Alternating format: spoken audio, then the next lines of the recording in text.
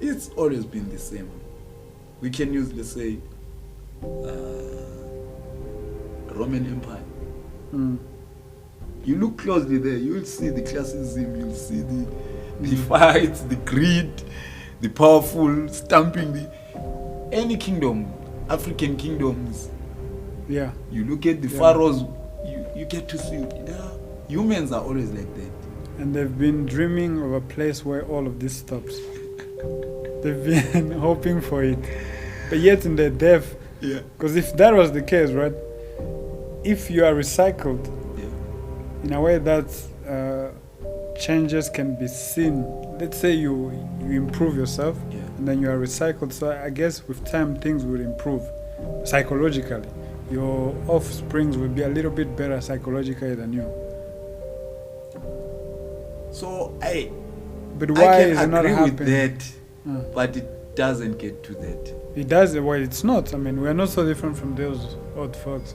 You know, because you can say I raised these kids right, never exposed them to this and that, but just watching them, I have twins.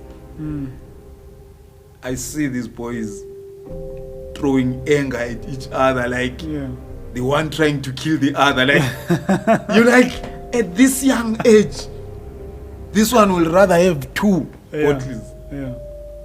This other one, so the other one eats dummy, the other one doesn't. The one who doesn't eat dummy will just for fun just take it and throw it outside, so that this one cries and he laughs. And they are babies, not yet two. So when I look at all those things, it tells me these things are in us. They're in us. That's how it that is. thing, it looks like we're learning, but we already know. So we are selfish by nature. And you trying to be unselfish is the selfishness. But you don't want to accept that. You want to appear as if, I'm a good guy. I think about other people. But that's selfishness. That is selfishness. It is. That's you trying to, rise from the ground, but that's still selfishness. So I can say all these things that have been deemed bad, wrong, they are part of us.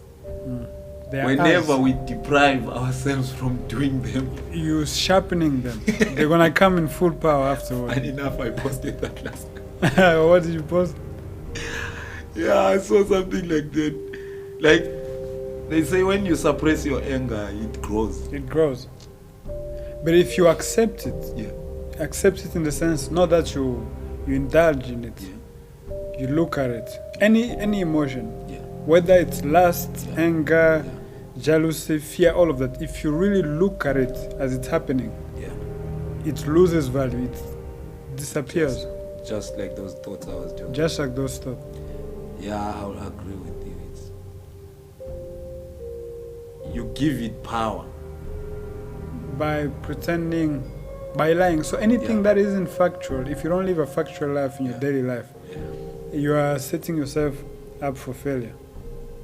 Because you are living in an illusion, and anything illusory it can't stand, it has to break. The example that comes into my head is this of saying, do we have a faithful man? A faithful man? As in relationship-wise? No, I think... Or you just have to discipline yourself? There's no faithful... I don't see a faithful man. I'm sorry for all the husbands out there. Maybe. I've always questioned myself. There's no faithful. Since you will continue seeing the more beautiful, the more successful, the more attractive, the more... Sometimes even less. So are you still faithful? Sometimes even less. You're right. Less beautiful or less successful. Maybe you're because still attracted. Maybe because you're insecure. You want something less challenging.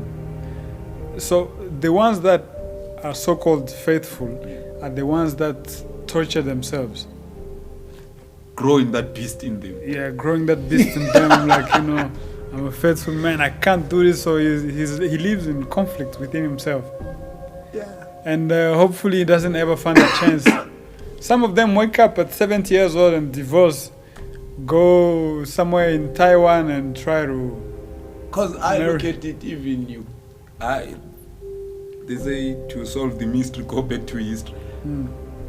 There's no point. But we still keep on believing on such ideas that you can be faithful, you can be good, only good.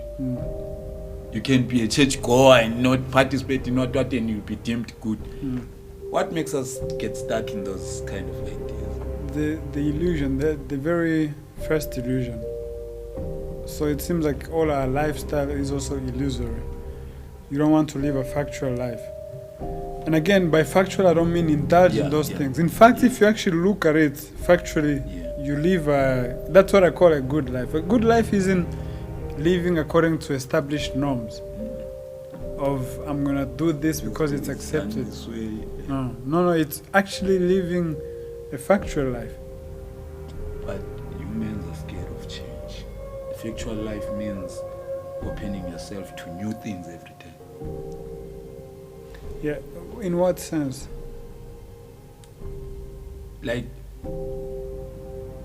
more like most humans, we like to do things in a certain way, keep up a certain pattern. Get stuck into that pattern. But when I look at living the factual way of living, you'll be introducing something new too. Yeah, because you're abandoning everything behind. Every time. Yeah, or anything established. And being comfortable with that. Yeah. That's where I feel like as humans we fail to go to but that's our stupidity. You know why? Because if you live that life in the sense that you're even abandoning anything dead, structurally, to the best of your ability, because I mean structures are important, they give us security to some extent, even physically.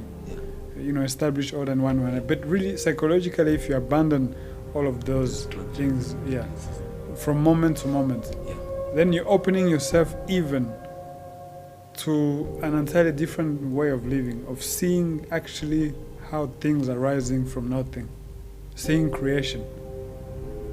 See that what we were mentioning, playing the game outside of the game. But you're scared there because it's not comfortable. Like, it's not. They say the brain will give you this pattern. Once you try to introduce a new one, you start fighting it. But eventually it will accept the new one. Once it accepts the new one, you try to introduce the other one, it fights. It likes to keep a constant... To stay alive. To stay alive. Everything wants to stay alive. So, does it mean the brain feels it stays alive if it keeps a certain pattern? If it keeps moving in a certain pattern? Because remember I was explaining that.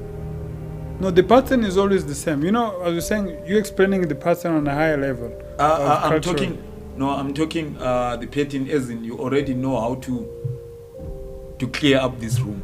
You don't wanna try clear up this room in a different way than you always do. I get it. So that's a pattern, but on a higher level. Look at it on a lower level. Okay. You want to move. Because the bottom of sitting just is also even too. That's why you're even moving.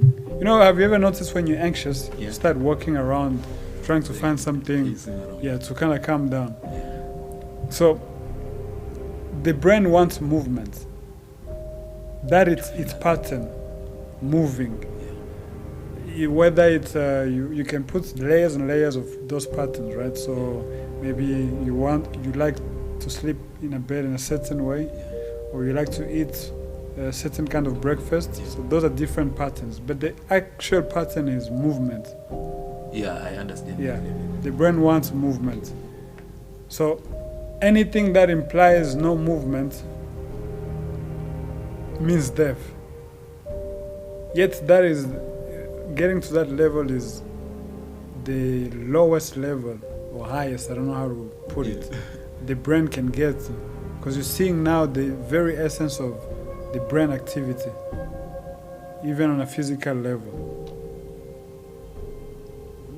So we give importance to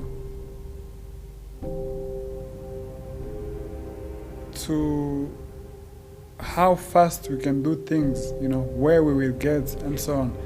Not too much importance to how slow. I don't know how to put it. I need to find another way to put it. Go with it. Yeah, I need to find another way to put it. We measure the minor and minor the major. I guess you can put it like that. Yeah. So look, it's like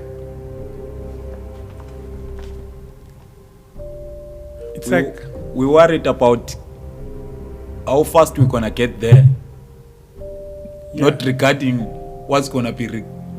What is the movement of getting there? Yeah. So it's like we are so worried about what's there, instead of here. The secret of life isn't too far there. It's too close. So even in your thinking process, I've thought about that. Because I've looked at it even in this way. We are so worried about our death, what's gonna happen when we die. Yet we're not worried about what's really happening. Yeah. Now, a typical example of that is a guy at my age is supposed to have funeral policy. If I have one, I'm deemed responsible. Compared to the one living life, like living, enjoying life. You see the way of thinking I'm trying to balance with the same thing, that we value the destination and forget where we are. The actuality. Yes. Yeah. So you will find us worried about, when I die, they need to buy this. I don't want to bother people. You won't bother people. You will be dead. Well, even bothering them is it's now. You're bothering them now. Yeah. So we are wired in a way that we will worry about the afterlife. Hence, even the religion, I feel like it pushes that agenda. You worry about the afterlife, but it will never tell you about the current. Like, you need to find ways to live, like get a job.